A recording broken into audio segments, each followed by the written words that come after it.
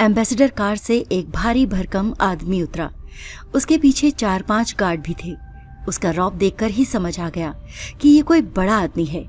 वो सीधे मेरी दुकान में आया और बिना किसी औपचारिकता के कुर्सी पर बैठ गया। उसने धीमी लेकिन ठंडी आवाज में कहा, तुम रामकृष्ण उपाध्याय हो ना? तुम्हारा नाम बहुत सुना है। कहते हैं कि तुम इंसान के भूतकाल की हर सच्चाई बता सकते हो। मैंने सिर झुका लिया, हाथ जोड़कर बोला, जी, जैसा लोग कहते हैं वैसा ही है। वो मेरे और पास झुकाया। उसकी आंखों में एक अजीब सी चमक थी। मैं यहाँ अपना भविष्य जानने आया हूँ। मुझे बताओ, मुझे राजा की गद्दी कब तक मिलेगी? मैंने इसके लिए बहुत कुछ किया है, यहाँ तक कि उसके असली वारिस को बचपन में ही मरवा दिया था। लेकिन अब भी वो बूढ़ा राजा मुझे गद्दी नहीं सौंप रहा।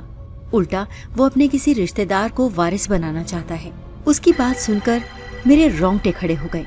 मेरे सामने कोई साधारण ग्राहक नहीं बैठा था, बल्कि खून से सनी राजनीति का खिलाड़ी था। और सबसे डरावनी बात, उसकी आंखों में ऐसी वहशत थी जैसे अगर मैंने उसे संतुष्ट जवाब न दिया तो अगला शिकार मैं ही होऊंगा। उसने मेरी तरफ झुकते हुए कहा, अगर तुमने सच नहीं बताया या फिर गद्दी के रास्ते में कोई रुकावट बताई तो याद रखना, तुम्हें ये कुर्सी हमेशा के लिए छोड़नी पड़ेगी, समझे? मेरे हाथ पांव कांपने लगे, माथे पर पसीना छलक आया।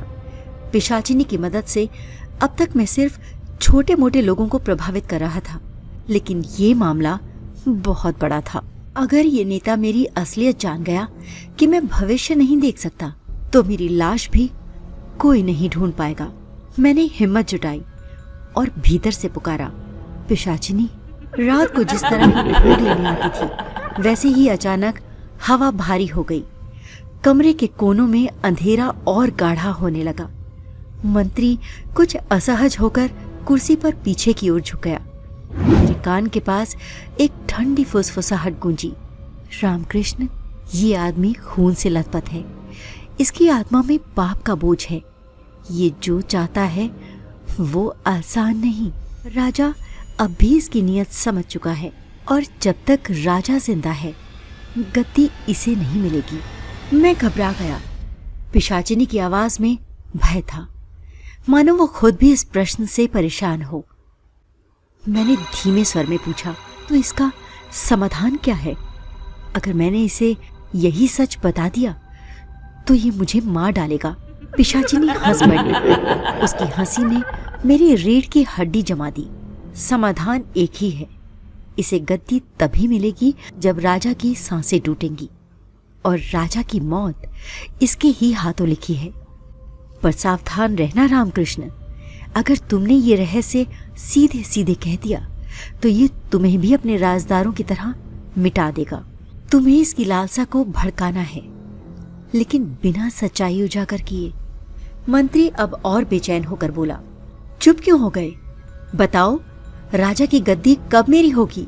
मैंने कांपती आवाज में कहा, मंत्री जी, आपका भूतकाल साफ साफ दिखाई दे रहा है। आपने जो किया वो सब मुझे दिख रहा है, और यही आपके लिए सबसे बड़ी गारंटी है।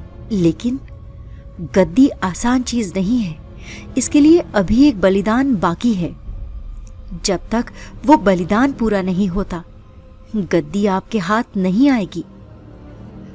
मंत्री की आंखें चमक उठी। कौन सा बलिदान? बोलो, मैं किसी को भी मिटा सकता हूं। बस गद्दी चाहिए। मैं भीतर से और डर गया।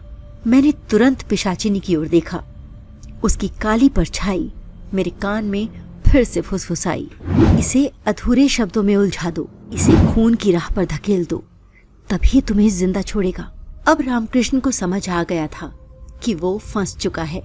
अगर सच बोलेगा तो मौत निश्चित है, अगर झूठ बोलेगा तो मंत्री का खून खराबा बढ़ेगा और उसका पाप भी रामकृष्ण के हिस्से में आएगा।